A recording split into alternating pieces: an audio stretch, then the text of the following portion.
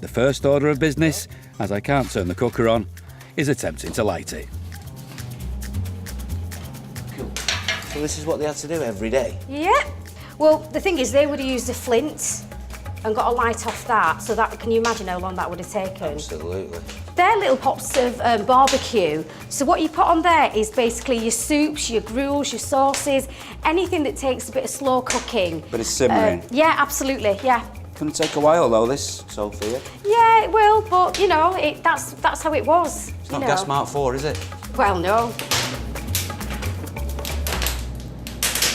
I'm thinking of doing the chicken curry first. Then I was thinking that syllabub looks like a bit of hard work. It's a bit of elbow grease. Yes. I was thinking of salmagundi, and I get stuck into the chocolate tart, which then has to go cold without a fridge.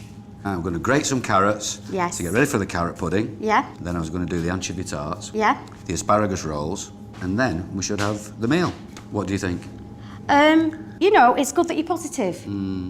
With Sophia's lacklustre words of encouragement still ringing in my ears, it's time to get started. Let's go.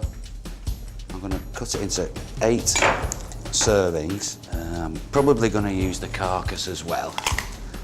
And then we're going to boil it in a quart of water for 5 minutes. And then we move on with the spices, with the cream, and everything else that comes with it. I'm actually looking forward to this one. Should be good. The timings of these recipes are not the only thing that's tricky. Just keeping the fire going is a challenge in itself. Did you just blow that to get it going? Yeah. That's really good. There's me with my bellows. I've got bellows. Right. Now she bloody tells me. There they are. Right, let's go. If you were thinking curry originated with the Empire, you'd be wrong.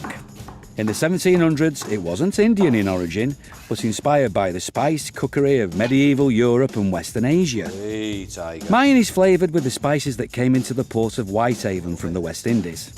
It's mild, a bit like a modern korma. Didn't they have cumin, coriander? I mean, or was it expensive? And they did have coriander and they did have cumin, but we're cooking with what we had in this house. And with the import and export, and with Whitehaven only being 15 miles away, they've only brought over a certain amount of spices. But I know what you mean in the chicken curry. Why aren't they using certain... I do use turmeric in curries, but really, I just use it as a colourant. They used things with a lot of pigment, a lot of colour, because a lot of the stuff went mouldy because there were no fridges or anything. Okay. So the more colour, the more taste. The less you could see the mould. The less you could see. The chicken curry, complete with spices, is bubbling away nicely. Next, it's time to turn my attention to the chilled syllabub. Shame there's no fridge. So I believe this is a whisk. Yes, it is. Birchwood whisk. Jeez Louise, this is going to be a while.